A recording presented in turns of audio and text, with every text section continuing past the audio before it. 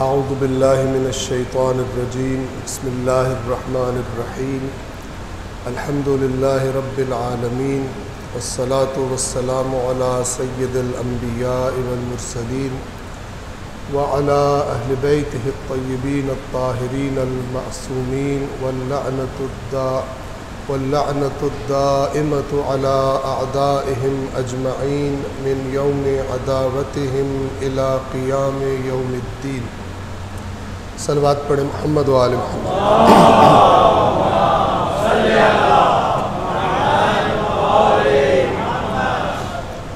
सबसे पहले ख़ुद अपने आप को और फिर आप तमाम मोमिनीन को, बंदगान खुदा को तक़वा इलाही और खौफ खुदा की ताकीद और नसीहत करता हूँ।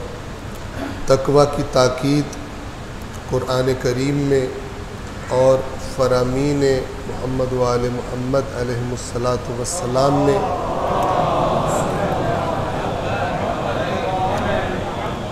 कसरत के साथ की गई है।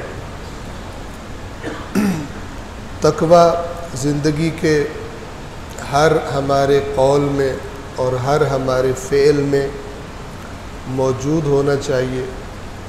इंसान के अंदर अगर तक़वा की सिफ़त हो, तक़वा यानी एहतियात, मोहतात रवैया। किस बात से एहतियात? कि मेरी बात से या मेरे अमल से मेरा परवरदिगार राज़ी है या इस बात और अमल से मेरा परवरदिगार नाराज़ है। इस मामले में जितनी हमारे अंदर एहतियात होगी उतना ही हमारे अंदर तक़वा मौजूद है। जिस इंसान के अंदर तक़वा मौजूद हो तो इस तक़वा की बरकत से उसके अंदर बहुत सारी खूबियाँ पैदा होती हैं, उसके अंदर बहुत सारे अच्छे अखलाक पैदा होते हैं। आज के इस पहले खुतबे में इमाम अली इब्न अल हुसैन ज़ैनुल आबिदीन अलैहिस्सलातु वस्सलाम की एक दुआ के हम चंद इब्तदाई जुमले और उनका माना और मफ़हूम आपकी खिदमत में अर्ज़ करने की कोशिश करेंगे कि जो दुआ इमाम ने अल्लाह से मांगी है इसलिए कि अच्छे अखलाक मेरे अंदर पैदा हो जाए, मेरा अखलाक बेहतरीन हो जाए। अखलाक के बारे में लोगों के साथ हमारा रवैया क्या होना चाहिए, हमारे अंदर क्या सिफ़ात होनी चाहिए। अल्लाह के नबी हज़रत मोहम्मद मुस्तफ़ा सल्लल्लाहु अलैहि वसल्लम से जो फ़रामीन हम तक नकल किए गए हैं उनमें से एक ये बताया गया कि आपने फरमाया कि इंसान के आमाल के तराजू में अच्छे अखलाक से भारी कोई चीज़ नहीं होगी। इंसान का अखलाक कैसा है, अगर उसका अखलाक अच्छा है तो ये गोया के वज़नी तरीन चीज़ें जो इंसान के आमाल साले में क़यामत के दिन उसे नज़र आएंगी वो अच्छा अखलाक है। तो सहीफ़ा सज्जादिया या सहीफ़ा कामिला के अंदर इमाम की एक दुआ है मकारिम अखलाक के बारे में, यानी अखलाक के बुलंद तरीन मर्तबे अल्लाह तबारक व तआला से मांगे हैं, सवाल किए हैं और हमें तालीम दी है ये दुआ मांगने की।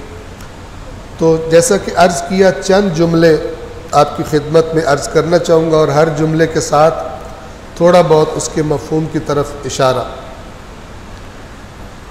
सबसे पहले इमाम फरमाते हैं अल्लाहुम्मा सल्लि अला मुहम्मदिन व आलिह, कि ए अल्लाह दुरूद व सलाम और रहमत नाजिल फरमा मुहम्मद और उनकी आल पर। सलवात पढ़े मोहम्मद व आल।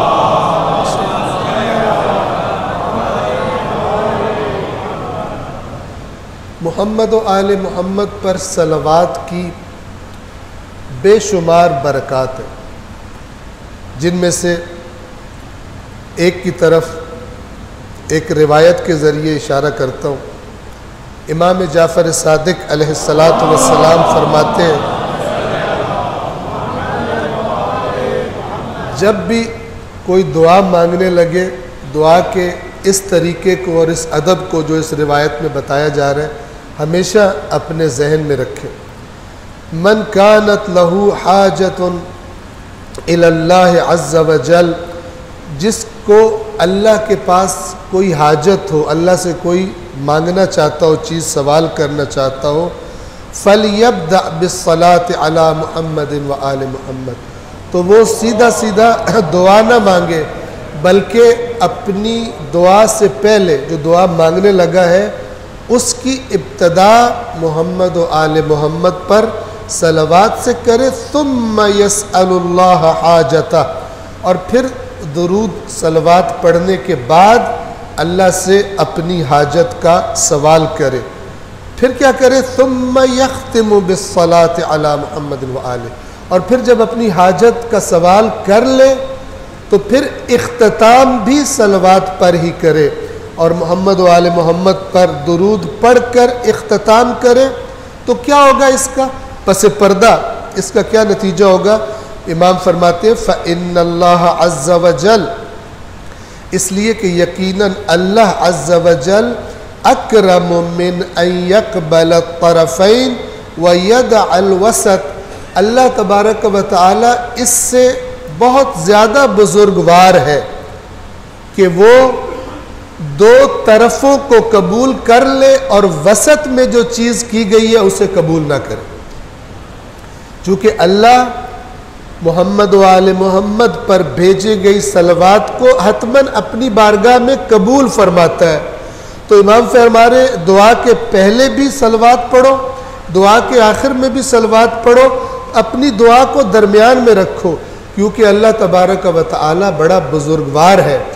वो उसको ज़ेब नहीं देता कि वो तुम्हारे इब्तदा को भी कबूल कर ले, इख्तिताम को भी कबूल कर ले, लेकिन दरमियान में जो तुमने चीज़ मांगी है उस दुआ को कबूल न करे। लिहाजा दोनों तरफ से अपनी दुआ को मोहम्मद व आले मोहम्मद के ऊपर सलवात में रख कर अल्लाह की बारगाह में पेश करो।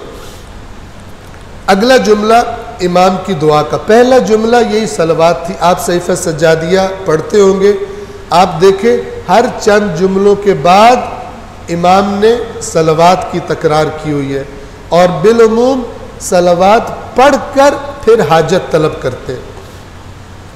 तो यहाँ पर भी सलवात पढ़ने के बाद इमाम फरमा रहे हैं वबल्लिग बिईमानी अकमलल ईमान। इंतहाई अहम नुकात है।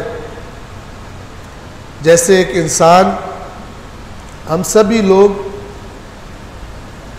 दुनिया में जो हमारा कारोबार हो या हमारी नौकरी हो, माली मामलात हो, तो हम सब लोग चाहते हैं तरक्की हो, ऊपर की तरफ जाए, आमदन में इजाफा हो, हमारे रुतबे में, ओहदे में, रैंक में इजाफा हो, तरक्की हो, इर्तका हो। ये इंसान की फितरत में है कि वो इर्तका चाहता है, कमाल की तरफ, बुलंदी की तरफ बढ़ना चाहता है, और यही चीज़ इंसान को हरकत में रखती है।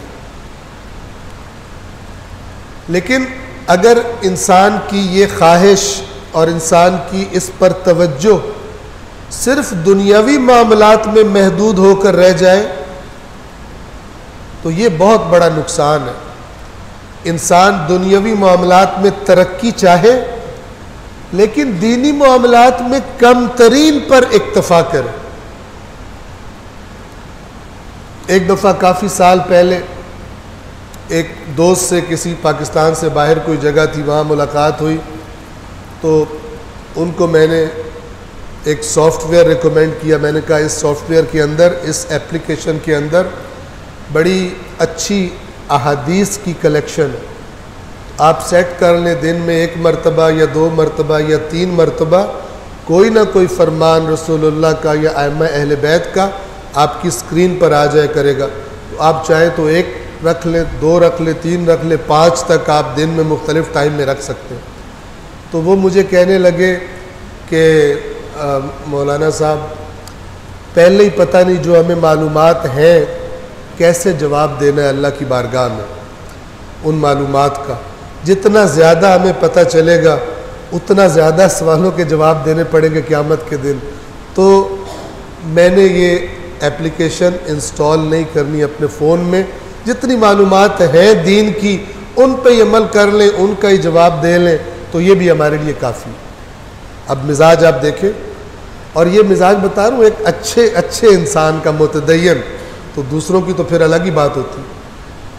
तो फिर मैंने उनसे कहा कि अब मुझे ईमानदारी से बताइए कि अगर मैं आपसे कहूँ कि एक एप्लीकेशन है, उसे अगर आप डाउनलोड करें और उसके अंदर जो इंस्ट्रक्शंस है आपके बिज़नेस के बारे में उन पर आप अमल करें, तो अगर आप महीने का मसलन 5 लाख कमा रहे हैं तो वो 10 लाख हो जाएगा। तो फिर भी आपका जवाब यही होगा जो आपने मुझे इस हदीसों वाले सॉफ्टवेयर के बारे में दिया। तो हंसना शुरू हो गया। मैंने कहा आप तो मुझे छोड़ेंगे नहीं, कहेंगे अभी मैं कहूँगा शाम को कर देना, आप कहेंगे नहीं अभी मुझे इंस्टॉल करके दो कि वो कौन सा सॉफ्टवेयर है जिससे मेरे 5 लाख मंथली 10 लाख में कन्वर्ट हो जाए। तो दुनियावी मामलात में हम नहीं सोचते कि ज़्यादा पैसों का भी जवाब फिर अल्लाह की बारगाह में ज़्यादा देना पड़ेगा। कहते नहीं ये जितना ज़्यादा आ जाए। लेकिन जब दीन का मामला आता है तो कम तरीन पर इक्तफा करते हैं। हमारे दिल में ख्वाहिश और जज्बा नहीं होता, तड़प नहीं होती। वो तड़प के जो हमें हरकत में लाए कि हमारे इल्म में, हमारी दीनी मालूमात में इजाफा हो, हमें पता चले। और आपको ये मालूम होना चाहिए, आप अगर किताब उसूल काफ़ी को इब्तदा से उठा के देखें तो हमारे आइम्मा ने रहनुमाई फरमाई है कि इंसान जितना इल्म रखता है, जितनी मारिफत रखता है, उतना ही उसको सवाब ज़्यादा मिलता है। जो कम इल्म और कम मारिफत है वो 2 रकात नमाज पढ़ेगा, उसका सवाब एक जानने वाले जिसका इल्म ज़्यादा है, जिसकी उस इल्म के नतीजे में मारिफत ज़्यादा है, उसी 2 रकात का नमाज का सवाब आलिम का कई गुना ज़्यादा है एक जाहिल और बेमारिफत और कम इल्म की नमाज से। बस अल्लाह तबारक व तआला अजर भी इंसानों की मारिफत को देख कर देता है। क्यों ऐसा है इसकी अपनी एक लंबी दास्तान है कि अभी वक्त नहीं है, लेकिन अपनी दीन के बारे में अपने आप को तरक्की करवाने की ख्वाहिश होनी चाहिए, ऊपर ले जाने की। बिल्कुल उसी तरह जिस तरह अपनी इनकम, अपनी आमदनी बढ़ाने की हर वक्त फिक्र होती है कि किस तरह मैं अपनी इनकम को ज़्यादा करूँ। तो हमें आइम्मा ने क्या बताया, दीन ने क्या बताया कि दुनिया के बारे में कनात करो, लेकिन नेकियों के बारे में, अल्लाह के कुर्ब में कनात नहीं करो। फस्तबिकुल खैरात, नेकियों में एक दूसरे पे सबकत ले जाओ। तो हमने उलट कर दिया, दीन में कनात करते हैं थोड़े पर, जबकि दुनिया के मामले में एक दूसरे से मुकाबला करते हैं, सबकत ले जाना चाहते हैं। तो आप इस दुआ का जो जुमला है, पहला इमाम ईमान के इर्तिका और ईमान की तरक्की का सवाल कर रहे हैं अल्लाह से। सलवात के बाद क्या फरमाते हैं अल्लाह से खिताब करके, वबल्लिग बिईमानी अकमलल ईमान, और ए मेरे परवरदिगार मेरे ईमान को अकमलुल ईमान, अकमल कहते हैं कामिल तरीन, जिसमें कोई कमी न रह जाए। ए परवरदिगार मेरे ईमान को कामिल तरीन ईमान के दर्जे पे पहुंचा दे। अब ये कामिल तरीन दर्जा, इसके बारे में एक इशारा, ताकि हमें मालूम हो कि ये ईमान कामिल कौन कौन से पहलू मौजूद हो हमारे ईमान में, तब ईमान कमाल की तरफ जाएगा। तो इमाम अली अलैहिस्सलातु वस्सलाम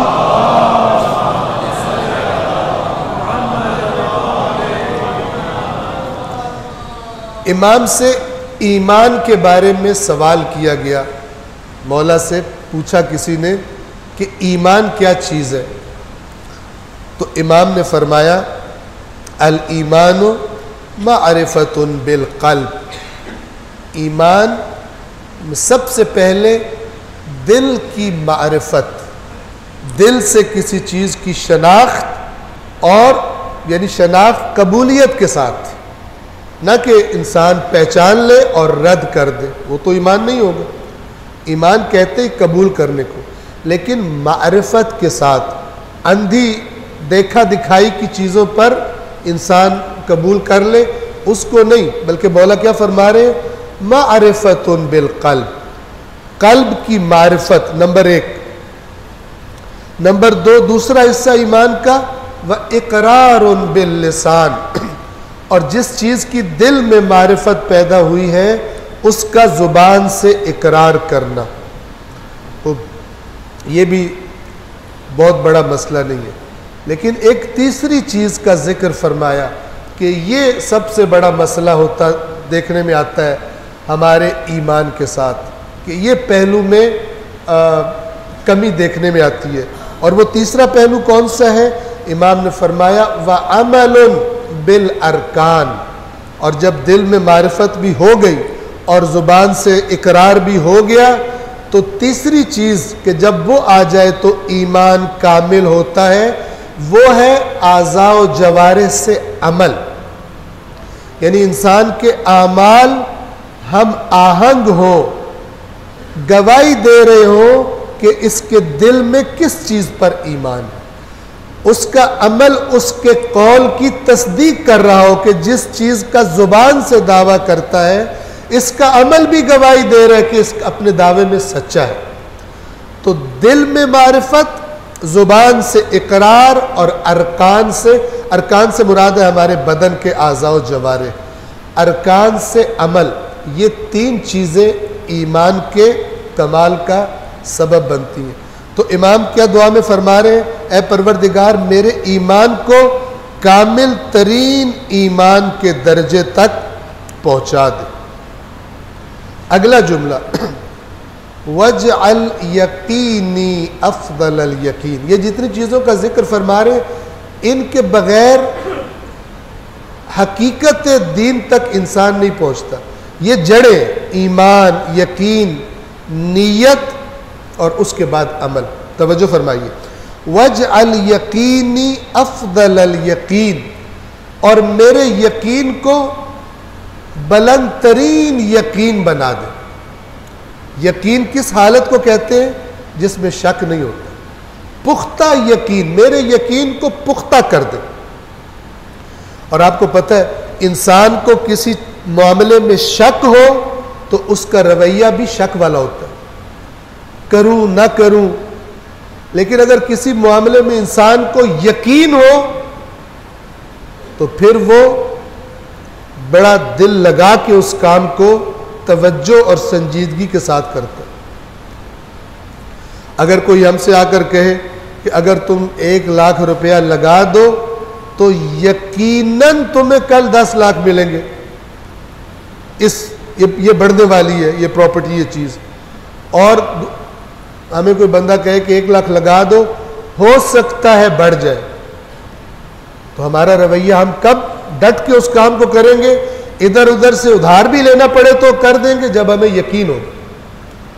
तो जब हमें अल्लाह की बातों पर, रसूल की बातों पर, अहले बैत अतहार की बातों पर हालत यकीन में होंगे, हमारे अमल से खुद ब खुद वो यकीन छलकेगा और अपना अक्स दिखाएगा। लेकिन अगर यकीन नहीं होगा फिर सुस्ती और ढीला ढालापन ये दिखाई देगा। और मेरे यकीन को बुलंद तरीन यकीन करार दे। वंतहि बिनियती इला अहसन निय्यात, और ए परवरदिगार मेरी नीयत को बेहतरीन खालिस तरीन नीयत करार दे। आपको पता है इंसान अमल करे, अमल बड़ा बेहतरीन हो, लेकिन अगर नीयत खालिस ना हो तो इंसान के अमल का अजर, उसका नतीजा वो नहीं मिलता। नीयत में खुदावंद आलम के अलावा और चीज़ें, दुनियादारी, रियाकारी और चीज़ें शामिल हो जाए, इंसान के अमल की क्वालिटी अल्लाह की बारगाह में गिर जाती है। लिहाजा ये यकीन और नीयत कनेक्टेड है। जितना यकीन ज़्यादा होगा उतनी नीयत खालिस होती जाएगी। तो इमाम फरमा रहे हैं कि मेरी नीयत को है परवरदिगार बेहतरीन नीयत करार दे। और जब यकीन भी हो जाएगा नीयत भी खालिस हो जाएगी तो ऑटोमेटिकली तीसरी चीज़ आएगी जिसको दुआ में बताया जा रहा है। आइम्मा की दुआएं सिर्फ दुआएं नहीं है, हकायक से पर्दे भी हटाए हुए। जो चीज़ें अल्लाह से मांगी गई हैं, तरतीब में मांगी जा रही, आपस में लिंक है उनका। यकीन अच्छी नीयत का सबब बनेगा और अच्छी नीयत बेहतरीन अमल का सबब बनेगी। तो आखिरी जुमला क्या बोला, यानी इस पूरे जुमले का आखिरी हिस्सा, वबिअमली इला अहसनिल अमाल, और ए परवरदिगार मेरे अमल को बेहतरीन अमल के दर्जे तक पहुंचा दे। यानी जो तू पसंद करता है, जिस अमल को तू कबूल फरमाता है, मेरे अमल को उस अमल के दर्जे तक पहुंचा दे। इस जुमले की वजाहत में और ज़ैल में एक हदीस में इस तरह से आया है कि इमाम फरमाते हैं, इमाम जाफ़र सादिक अलैहिस्सलातु वस्सलाम,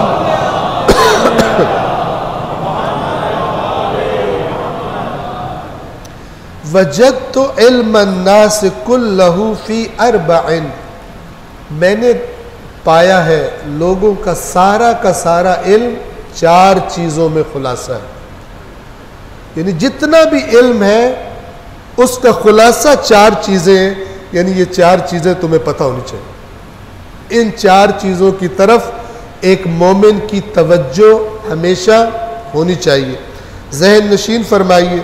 नंबर 1 इमाम फरमाते हैं, अव्वलुहा अन तअरिफ रब्बक, सबसे पहली चीज़ ये है कि तुझे पता हो, तुझे शनाख्त हो कि तेरा रब कौन है, तेरा परवरदिगार, तुझे पालने वाला कौन है।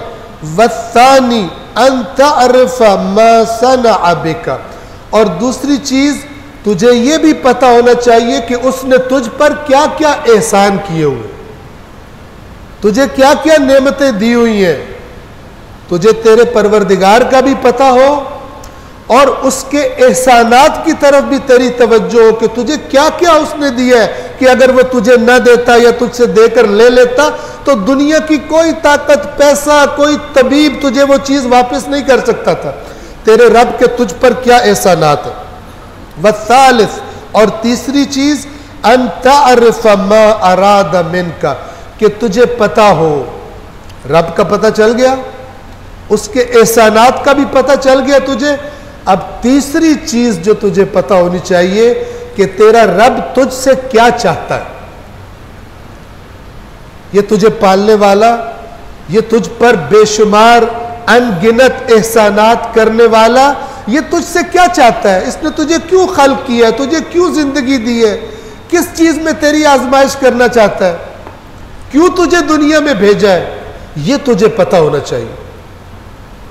और चौथी चीज, अन वर्राबि अन तअरिफ मा युखरिजुका मिन दीनिक, कि तुझे पता हो कि क्या चीज तुझे दीन से खारिज कर देगी, क्या चीज तुझे उसकी बंदगी से, उसकी शरीयत से, उसके कानून से, यानी उसके दीन से तुझे खारिज कर देगी, वो तुझे रिजेक्ट कर देगा। वो कौन सी बातें हैं, वो कौन से काम है कि जो तुझे दीन से खारिज कर देंगे।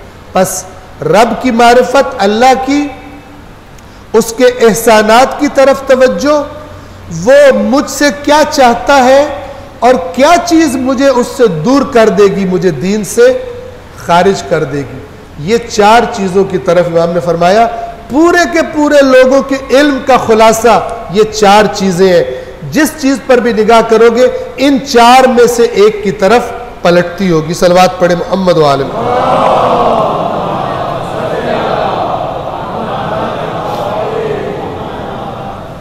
और इसी यकीन और नीयत और अमल के हवाले से अल्लाह के नबी का एक फरमान सुनिए और इस खुतबे को मैं तमाम करता हूँ कि ये कितना अहम है। तो रिवायत के मुताबिक अल्लाह के नबी हज़रत मोहम्मद मुस्तफ़ा सल्लल्लाहु अलैहि वआलिहि वसल्लम फरमाते हैं, तवज्जो कीजिए, ला युक़बलु क़ौलुन इल्ला बिअमल। बहुत कीमती और बुनियादी बात है, और वही बात है जो कुरान मजीद बार बार फरमाता है।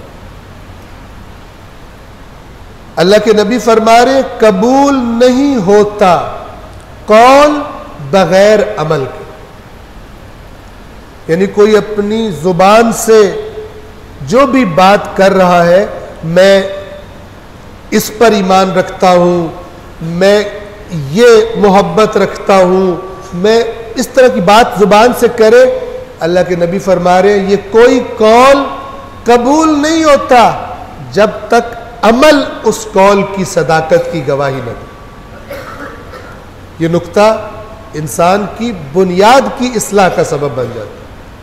उसे पता चल जाता है कि बातों का फायदा नहीं है, जुबान से तकरार का फायदा नहीं है। अल्लाह को अमल से सबूत चाहिए जुबान से निकलने वाली बात का। फिर अगली सीढ़ी, अगला स्टेप, वला युक़बलु क़ौलुन वला अमलुन। और फिर अगली बात ये जान लो कि कोई कौल कबूल नहीं होता और कोई अमल भी कबूल नहीं होता अल्लाह की बारगाह में, इल्ला बिन्नियतिन, मगर ये कि नीयत देखी जाती है। न कौल न अमल, दोनों से धोखा दिया जा सकता है। नीयत दिल में होती है, उसको बंदा धोखा नहीं दे सकता। दुनिया वालों को अपने कौल से अमल से धोखा दे सकता है, नीयत तो दुनिया वालों ने देखनी नहीं होती, नीयत तो अलीमुन बिदात सुदूर ने देखनी होती। तो नीयत से किसी को धोखा नहीं दिया जा सकता। न अमल न कौल कबूल होता है न ही अमल, मगर नीयत के साथ। वला युक़बलु क़ौलुन व अमलुन व नीयतुन, और कौल और अमल और नीयत कुछ भी कबूल नहीं होते इल्ला बिइसाबत सुन्नह, मगर जब तक कि वो कौल और अमल और नीयत अल्लाह के नबी की बताई हुई सुन्नत के मुताबिक ना हो। अपने पास से बनाकर मैं नेक नियति से ये काम कर रहा हूँ, नेक नियति से ये कर रहा हूँ अल्लाह को राजी करने के लिए, अल्लाह के नबी फरमा रहे पहले तो देखो कौल अमल के बगैर कबूल नहीं होगा। फिर जब अमल करने लगो तो फिर ये जहन में रखो कि कोई कौल और अमल सही नीयत के बगैर कबूल नहीं होगा। और फिर आखिरी स्टेप बता रहे कि कौल अमल और नीयत ये कुछ भी काबिल कबूल नहीं है जब तक वो तरीका जो अल्लाह के रसूल ने बताया है उसके मुताबिक ना हो। सुन्नत रसूल के जो अल्लाह के नबी ने बयान की और उनके बाद उनकी सुन्नत आइम्मा अहले बैत अलैहिमुस्सलातु वस्सलाम के फरामीन में मिलती है। इसके उनके बताए हुए तरीकों के मुताबिक जो अमल नहीं हो, बाद में खुद से इजाद कर लिया गया हो, तो जितनी भी खालिस नियत हो, जितना भी मेहनत करके अमल किया जाए, जितना भी बुलंद बांग कौल बोला जाए, अल्लाह के नबी फरमा रहे अल्लाह की बारगाह में कबूल नहीं होता। परवरदिगार आलम हमें अपने अक़वाल को, अपने आमाल को और अपनी नियत को खालिस करने की और मुताबिक फ़रामीन मोहम्मद व आले मोहम्मद अंजाम देने की तौफीक अता फरमाए। बिस्मिल्लाहिर्रहमानिर्रहीम वल अस्र इन्नल इंसान लफ़ी खुस्र इल्लल्लज़ीना आमनू व अमिलुस्सालिहात व तवासौ बिल हक़्क़ि व तवासौ बिस सब्र।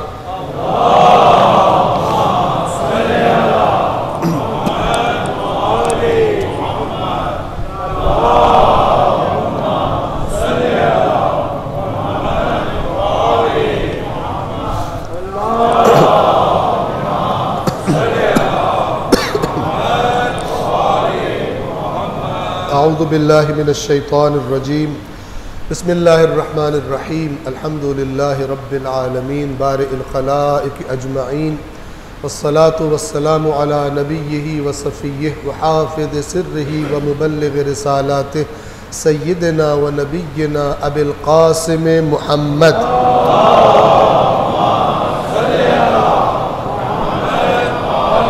व अला अमीरिल मुमिनीन अली इब्न अबी तालिब व अला फ़ातिमत ज़हरा सय्यदत निसाइल आलमीन व अलल हसन वल हुसैन सय्यदै शबाब अहलिल जन्नह व अली इब्न हुसैन व मुहम्मद इब्न अली व जाफ़र इब्न मुहम्मद व मूसा इब्न जाफ़र व अली इब्न मूसा व मुहम्मद इब्न अली व अली इब्न मुहम्मद वल हसन इब्न अली वल खलफ़िल क़ाइमिल महदिय्यिल मुंतज़र सलवातुल्लाहि व सलामुहु अलैहिम अजमईन।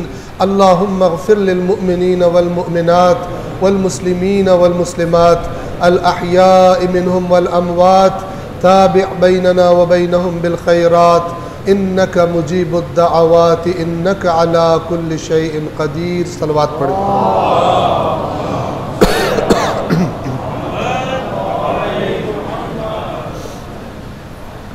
दूसरे खुतबे में तकरार करूँगा, सबसे पहले अपने आप को और फिर आप सबको एक मर्तबा फिर तक़वा इलाही की तरफ तवज्जो करने की, यानी अल्लाह तबारक व तआला का अपनी रोज़मर्रा ज़िंदगी और कामों में अल्लाह की ज़ात का लिहाज रखने की, अल्लाह से अपने मामलात में हया रखने की अपने आप को और आप सबको ताकीद और नसीहत करता हूँ। पहला खुतबा तुलानी था, दूसरे खुतबे में सिर्फ इशारा करूँगा कि एक चीज़ जो हमारे दीनी मामलात हो या दुनियावी मामलात हो उनकी ख़राबी का सबब बनती है, वो इख्तलाफ की सूरत में हमारा गलत रवैया है। इख्तलाफ घर के लोगों के दरमियान हो, दो भाइयों के दरमियान हो जाए, मियाँ बीवी के दरमियान हो, किसी चीज़ में इख्तलाफ दोस्तों के दरमियान हो जाए, जहाँ कहीं भी इख्तलाफ हो उस इख्तलाफ में इंसान का सलीका क्या होना चाहिए। अगर इख्तलाफ का सलीका सही हो तो नताइज, उस इख्तलाफ के नताइज बड़े अच्छे निकलेंगे, क्योंकि इख्तलाफ की वजह से इंसान सोचता है, रिसर्च करता है, मेहनत करता है कि मुझे जो समझ आ रही है और उसको जो समझ आ रही है दलील किस किस चीज़ को सपोर्ट करती, तो फिर तरक्की होगी। लेकिन अगर इख्तलाफ जज्बातियत इस पर गालिब आ जाए, लड़ाई झगड़ा करना गालिब आ जाए, तो न सिर्फ ये कि इस इख्तलाफ से फ़ायदा कोई नहीं होगा बल्कि बहुत ज़्यादा नुकसान होगा। तो मैं आपसे गुजारिश करूं कि दीनी मामलात बिलखुसूस दुनियावी मामलात में भी इख्तलाफ की सूरत में कोशिश करें कि आपकी अक्ल आपके जज्बात पर गालिब रहे, आप बहुत मजबूत हो जाएंगे। आप हिदायत से और इल्म से और हकीकत से कुर्ब का सफ़र शुरू कर देंगे कि जब आप ये रवैया अपना लें, अपने अंदर पैदा कर लें कि जब मेरा किसी से इख्तलाफ हो तो फिर मेरी अक्ल गालिब रहे, मेरे जज्बात अचानक जो रद्द अमल के तौर पे मुझे गुस्सा आया है या मेरे जज्बात भड़के, वो अक्ल पे गालिब ना आए। जिस इंसान के अंदर ये सिफत पैदा हो जाए वो बहुत ताकतवर है, वो बहुत आगे बढ़ता है और वो बहुत इर्तिका का सफ़र तय करता है। लेकिन अफसोस ये है कि आपको जो हमारी दीनी दुनिया में चाहे अहले सुन्नत और अहले तशय्यो के मसाइल हो और चाहे हमारे अपने बाहमी मसाइल हो, जैसे ही जो कुछ हमने सुन रखा है उससे हट के थोड़ी सी बात सुनते हैं, हमारा पहला रिएक्शन आकिलाना नहीं होता, जज्बाती होता है। इल्म की तलाश हम नहीं करते, रिएक्ट करते हैं गुस्से में, जिसकी वजह से और ज़्यादा इख्तलाफात और नफ़रत सिर्फ बढ़ती है, लेकिन इससे दीन को, मकतब को किसी किस्म का कोई फ़ायदा हासिल नहीं होता। इख्तलाफ का सलीका अल्लाह तबारक व तआला ने, ये इतना अहम मौजू है कि कुरान मजीद में बारहा इसका ज़िक्र फरमाया है और मुहम्मद व आले मुहम्मद अलैहिमुस्सलातु वस्सलाम ने इख्तलाफ के बारे में बहुत सारे फरामीन में हमारी रहनुमाई फरमाई है। लेकिन कई मौज़ूआत ऐसे हैं कि जिसमें उनको मानने वाले हम लोग उनके दिए हुए मशवरे और उनकी दी हुई रहनुमाई से बहुत ज़्यादा दूर दिखाई देते हैं। परवरदिगार हमें अपनी ज़िंदगियों के तमाम मामलात बशमूल इख्तलाफ के सलीके के कुरान करीम से और मुहम्मद व आले मुहम्मद अलैहिमुस्सलातु वस्सलाम से कि जिनसे बेहतर रहनुमा अल्लाह ने नहीं दिए किसी को, परवरदिगार आलम उनसे, उनकी रहनुमाइयों से इस्तिफ़ादा करने की और ख़ुद को उनकी रहनुमाइयों के रोशनी में ख़ुद को इस्लाह करने की, ख़ुद को ढालने की परवरदिगार आलम हम सब को तौफीक अता फ़रमाए। बिस्मिल्लाहिर्रहमानिर्रहीम। कुल हुवल्लाहु अहद अल्लाहुस समद लम यलिद वलम यूलद वलम यकुल लहू कुफुवन अहद। सदक़ल्लाहुल अलीयुल अज़ीम। वस्सलामु अलैकुम व रहमतुल्लाहि व बरकातुहू।